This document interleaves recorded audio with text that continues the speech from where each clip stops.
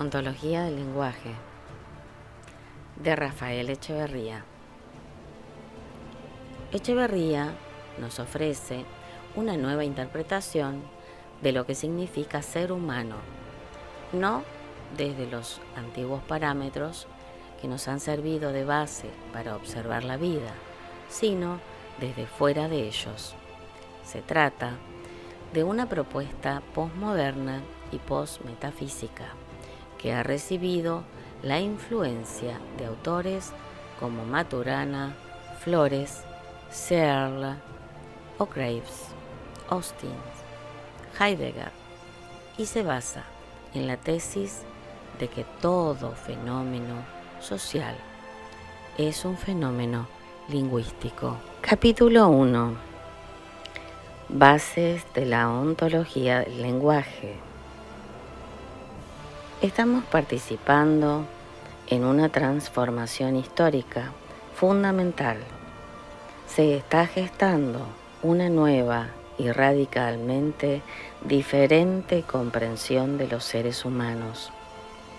Este es uno de aquellos acontecimientos especiales de la historia que tienen el poder de reconfigurar lo posible y de modificar el futuro.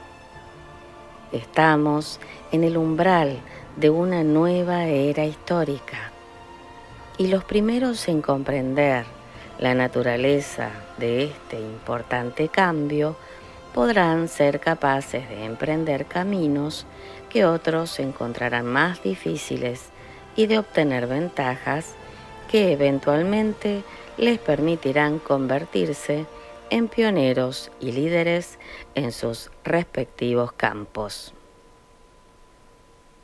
El nacimiento de la deriva metafísica. La historia suele concebirse como la consecuencia de las huellas dejadas por los acontecimientos ocurridos en el pasado. Sin embargo, sabemos que no todos los acontecimientos tienen el mismo impacto sobre el futuro, ni todos los momentos de la historia han sido igualmente fecundos en la producción de nuevas posibilidades. Algunos han sido más importantes que otros, y muy pocos han sido capaces de abrir largos periodos históricos para la humanidad. Hace mucho tiempo, una de esas grandes transformaciones históricas tuvo lugar en la antigua Grecia. Alrededor del año 700 a.C. fue inventada una nueva forma de comunicación, el alfabeto. Este hecho tuvo consecuencias históricas trascendentales al crear las condiciones a partir de las cuales se generó un tipo de ser humano particular, el hombre y la mujer occidentales. La invención del alfabeto dio origen a cambios fundamentalmente en la sociedad. Nuestras nociones de la educación, de sabiduría y de convivencia social fueron todas profundamente transformadas. Surgieron nuevas prácticas sociales. Los poetas se vieron pronto obligados a ceder a los filósofos la educación de la juventud. Se inventó la democracia. No obstante, los cambios, quizás más importantes, tuvieron lugar en un área menos visible, en la transformación de nuestras categorías mentales, en la manera en la que los seres humanos piensan sobre ellos mismos y sobre el mundo. Antes de la invención del alfabeto, los seres humanos vivían en lo que llamamos un lenguaje del devenir. Lenguaje y acción estaban entonces estrechamente unidos. Se reconocía de manera natural que el hablar tenía el poder de hacer que ciertas cosas sucedieran, cosas que posiblemente no habrían acontecido de no haber dicho alguien lo que dijo.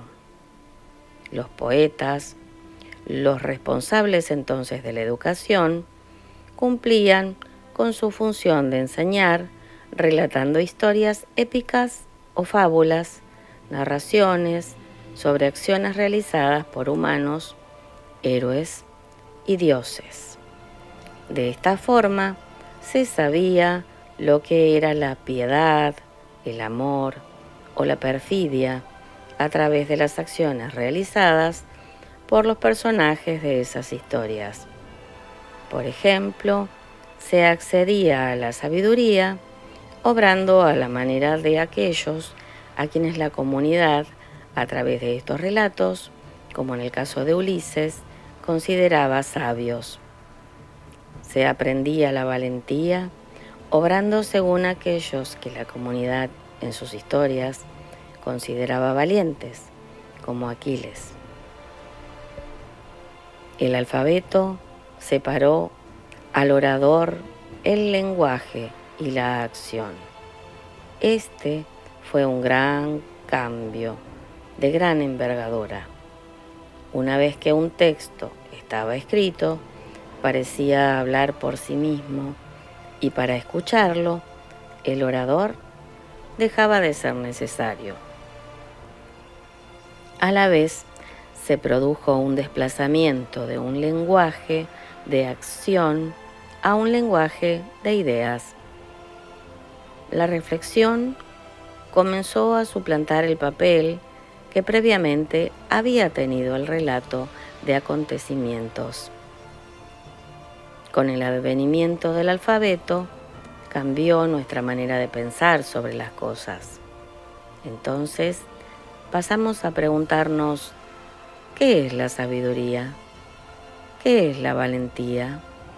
Con independencia de las acciones emprendidas por un Ulises o por un Aquiles. Pasamos a hablar de ellas como ideas, no como rasgos propios de las acciones de los sabios y de los valientes. Se hizo posible ahora dejar atrás los relatos épicos. Ya no se necesitaba de la figura de Ulises para hablar de sabiduría. El relato épico fue progresivamente sustituido por el tratado. La sabiduría dejó de ser la forma como la comunidad caracterizaba las acciones de un personaje particular como Ulises. Ahora concebía al personaje de Ulises como una ilustración de la idea de sabiduría. Con el interés por la pregunta ¿qué es?, que se manifiesta en las preguntas ¿qué es la sabiduría? O ¿qué es la valentía?, el énfasis se pone no en las acciones, sino en el ser de las cosas. Con ello se abandona el lenguaje del devenir, del pasado, y se transita hacia una nueva forma del lenguaje, el lenguaje del ser. Esta fue una transformación fundamental y un gran logro histórico. Sobre la base de este nuevo lenguaje del ser, se desataron las fuerzas de la reflexión, las fuerzas del pensamiento racional. Se inventó la filosofía y, más adelante, el pensamiento científico. El interés por el arte, del pensamiento certero, desarrolló la lógica. Los principios lógicos nos mostraron la senda del pensamiento válido, la forma de trasladarnos de una idea a otra para alcanzar lo verdadero y esquivar lo falso. Nació así la racionalidad, marca de fábrica del pensamiento occidental. Muy pronto, el poder del pensamiento se hizo evidente. nos permitió transformar el mundo y destruir a nuestros enemigos. Nos dio la ilusión de que estábamos dominando la naturaleza. Fue como si habiendo comido del árbol del conocimiento nos sintiéramos como dioses. Cegados por nuestro éxito, hicimos de un tipo de acción, el pensar, la reina de todas las acciones, y las separamos de todas las demás, considerándolas inferiores. La distinción entre la teoría y la práctica estaba consumada. El pensamiento era, como dijimos, único y no podía ser comparado con ninguna otra cosa. Las acciones cotidianas eran tratadas de manera subordinada, particularmente cuando no eran conducidas por el pensamiento. Llegamos incluso a olvidar que el pensamiento mismo es una acción. Uno de los aspectos más importantes de esta revolución histórica fue el hecho de que también cambiamos nuestra comprensión de nosotros mismos, nuestra comprensión de los seres humanos.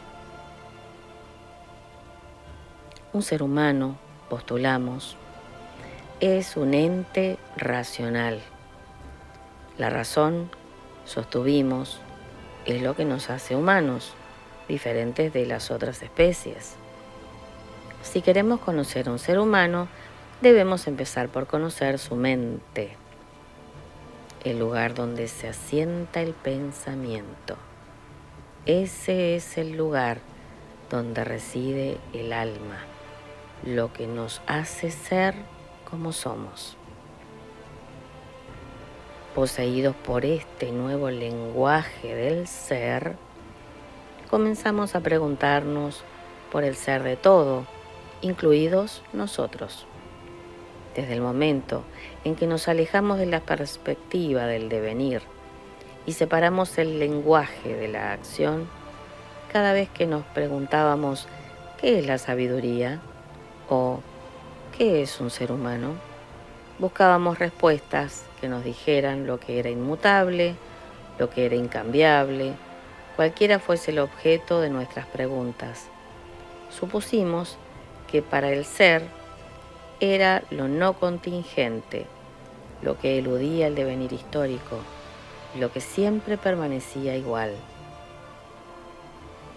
Cuando encauzamos esta pregunta sobre el ser hacia nosotros mismos, puesto que habíamos supuesto que nuestra alma era una y la misma durante nuestras vidas, también supusimos que nuestro ser era el lado oculto de nosotros mismos y que no cambiaba. Supusimos que todos éramos dueños de un alma inmutable desde el momento de nuestro nacimiento. Pocos desafíos podrían rivalizar con el que está inscrito en los muros del templo de Apolo en Delfos. Conócete a ti mismo. Desde el instante en que asumimos que éramos de una manera dada e inmutable, lo mejor que podíamos hacer para vivir una vida mejor era empezar a saber cómo éramos, a conocer nuestro ser. Confiados de nuestro éxito, supusimos que la razón no tenía límites, que podíamos empezar a conocerlo todo y a dominar completamente nuestro entorno natural y nuestras relaciones con los demás a través de la razón. Era solo un asunto de tiempo. El progreso lineal del pensamiento racional, por sí mismo, una expresión del predominio de la línea en el lenguaje escrito, se convirtió en nuestra medida para adoptar, conforme fue pasando el tiempo, una comprensión lineal del tiempo mismo. No tardamos mucho en suponer que podíamos explicar cualquier cosa. La razón era la clave para asir el ser de las cosas. Asumimos que las cosas son lo que son de acuerdo a su ser.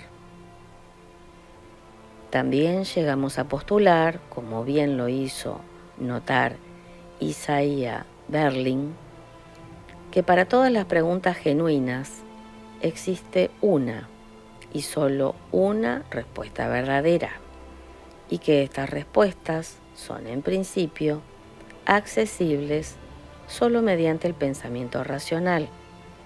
Asumimos, por lo tanto, que los seres humanos eran capaces de conocer, mediante la razón, el verdadero ser de todo lo que les rodeaba. El énfasis puesto en el ser de las cosas nos condujo a minimizar el papel jugado por el lenguaje. Nos vimos a nosotros mismos como seres racionales, dotados de un alma inmutable, rodeados de una amplia gama de entidades cuyos seres podíamos descifrar y, eventualmente, controlar a través del poder de la razón. El lenguaje jugaba un papel pequeño o nulo en la constitución de nosotros mismos y del mundo. Solo nos permitía describir cómo son las cosas, su ser. Supusimos, por lo tanto, que el ser precedía al lenguaje. Durante un tiempo, después de la invención del alfabeto, esta nueva comprensión de nosotros y del mundo evolucionó lentamente. Durante un cierto periodo de tiempo, hubo una fase de transición en la que cohabitaron concepciones muy diferentes. Fue solo después del surgimiento de un grupo de filósofos que llamamos los metafísicos, conducidos por Platón, discípulo de Sócrates, y por Aristóteles, discípulo de Platón, que se cristalizó una síntesis coherente basada en estos nuevos supuestos. Esta se convirtió pronto en la visión social predominante, de algún modo con Sócrates, pero ciertamente con Platón y Aristóteles se había iniciado todo un periodo histórico, un periodo al que llamamos la deriva metafísica. El sentido común actual se basa en gran medida en los supuestos metafísicos, generados originariamente por estos metafísicos de la Grecia antigua. Hemos cambiado nuestra comprensión de muchas cosas desde los primeros griegos. No podemos decir que pensamos de la misma forma que ellos. Sin embargo, postulamos que al pensar de todos estos cambios, hemos mantenido en conjunto los supuestos metafísicos básicos desarrollados en la Grecia temprana. Nuestro desarrollo histórico ha tenido lugar sin romper con estos supuestos principales, con esta básica comprensión común de lo que significa ser humano.